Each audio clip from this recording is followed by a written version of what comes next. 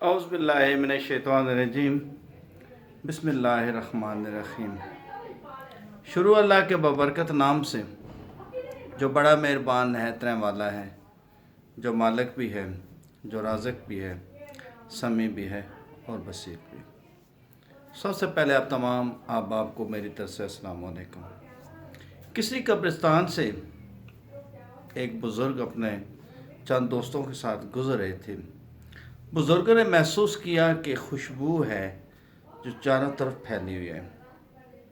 تجسس ہوا کہ خوشبو کہاں سے آ رہی ہے۔ دائیں بائیں تلاش کرنے کے بعد انہوں نے محسوس کیا کہ خوشبو فلاں قبر سے آ رہی ہے۔ بڑی خوشی محسوس ہوئی۔ دوسرے دن گئے تو خوشبو تب بھی تھی، تیسرے دن گئے خوشبو تب بھی تھی۔ تجسس ہوا کہ آخر یہ اس میں کون شخص ہے جو دفن ہے۔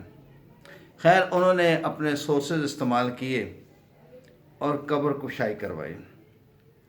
جب قبر کشائی کی تو دیکھا کہ جو میت ہے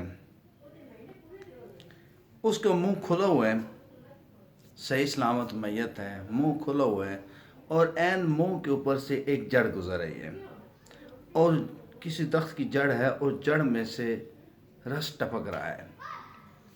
انہوں نے کوشش کی کہ رس کو چکھا جائے کہ اس کا ذائقہ کیسا ہے، لیکن رس ٹپکنا تو بند ہو گیا۔ خیر، قبر دوبارہ بند کر دی گئی۔ لوگوں سے دائیں بائیں سے پتہ چلا کہ یہ بزرگ کون ہے، تو معلوم ہوا کہ یہ فلاں محلے میں ایک خاتون رہتی ہیں، یہ اس کا خاوند تھا۔ انہوں نے اس بڑھیا سے ملاقات کی خواہش ظاہر کی۔ جب اسے ملاقات ہوئی تو اسے پوچھا کہ ہم گئے تھے آپ کے قبر پہ گئے تھے، آپ کے خاوند کی قبر کشائی کرائی گئی تو وہاں سے یہ پوزیشن ہم نے دیکھی تھی کہ اس کا منہ کھلا ہوا تھا، اس میں سے رس ٹپک رہا تھا اور صحیح سلامت میت تھی۔ تو آپ اس کا کوئی ایسا عمل بتائیں جو وہ کرتا ہو جس کا ہمیں پتہ نہ ہو۔ نماز تو سارے پڑھتے ہیں، روزے بھی سارے رکھتے ہیں، جو اللہ کو بہت زیادہ پسند ہو وہ آپ کو معلوم ہے تو وہ ہمیں بتا دیں۔ وہ بڑی آگے سے کہتی ہے کہ میرا خاوند زیادہ پڑھا لکھا نہیں تھا، ان پڑھ آدمی تھا، قرآن پاک بھی نہیں پڑھا ہوا تھا۔ اس کی صرف یہ عادت تھی روزانہ کہ وہ صبح اٹھتا، تہجد بھی پڑھتا تھا، نماز اس کو آتی تھی، تہجد پڑھتا تھا، اس کے بعد فجر کی نماز پڑھنے کے بعد جماعت پڑھنے کے بعد گھر آتا، گھر آ کے قرآن پاک کھول کے بیٹھ جاتا۔ 1 گھنٹہ وہ قرآن پاک سامنے رکھتا تھا۔ روزانہ اس کی روٹین تھی، 1 گھنٹہ 40 منٹ 45 تقریباً وہ روزانہ اتنا وہ رکھتا تھا۔ اور قرآن پاک وہ چونکہ پڑھا ہوا نہیں تھا تو وہ قرآن پاک کے ایک صفحہ سامنے رکھ کر اس کی لائن کے اوپر انگلی پھیرتا تھا اور کہتا تھا بسم اللہ الرحمن الرحیم، لا الہ الا اللہ محمد رسول اللہ، یا اللہ تو نے اس میں جو بھی لکھا ہے وہ سچ لکھا ہے۔ اس کے علاوہ وہ اور کوئی بات نہیں کرتا تھا، ایک لائن کے اوپر انگلی پھیرتا تھا، بار بار یہی کہتا تھا بسم اللہ الرحمن الرحیم، لا الہ الا اللہ محمد رسول اللہ، یا اللہ جو بھی تو نے اس میں لکھا ہے وہ سچ لکھا تھا۔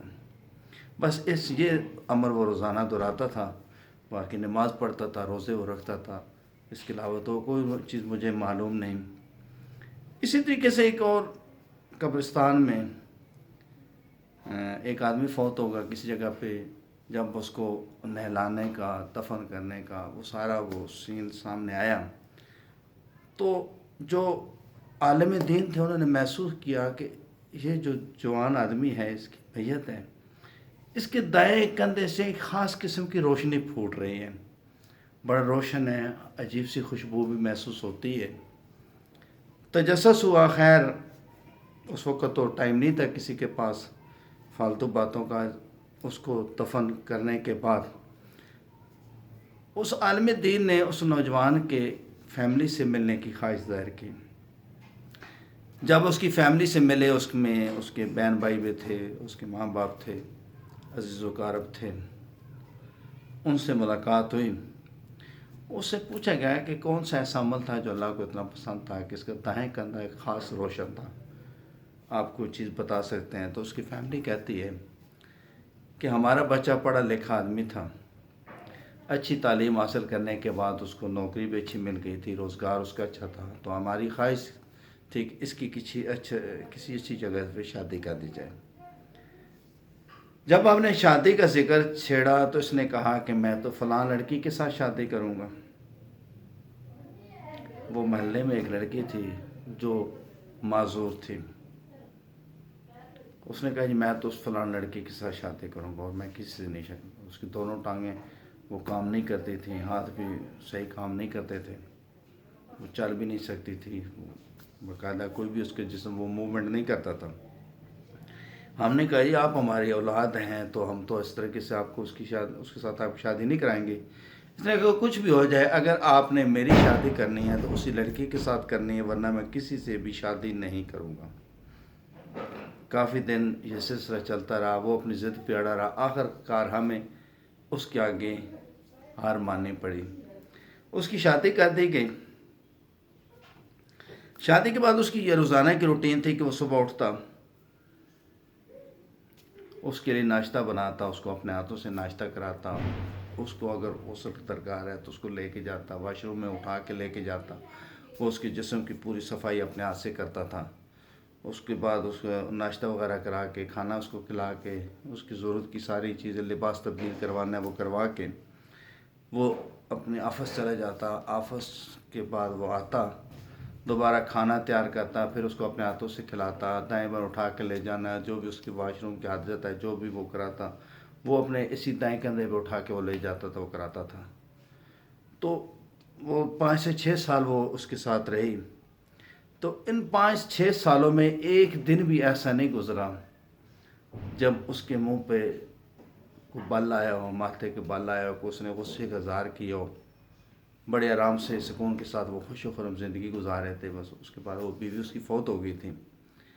یہ اس کا تھا عمل کہ اس کے ساتھ وہ بہت محبت کرتا تھا اور بہت خوش و صبری سے اس کے ساتھ رہتا تھا۔ تو اللہ تعالیٰ کو یہ عادت اس کی پسند تھی کہ جس کی وجہ سے اس کا دائیں کندھا روشن تھا۔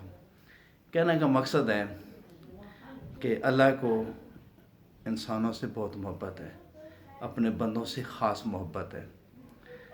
تو اللہ تعالیٰ اپنے 70 ماؤں سے زیادہ انسان سے پیار کرتا ہے۔ تو کوئی نہ کوئی ایسی عادات اللہ کو پسند ہوتی ہیں جو ہمیں علم میں نہیں ہوتی۔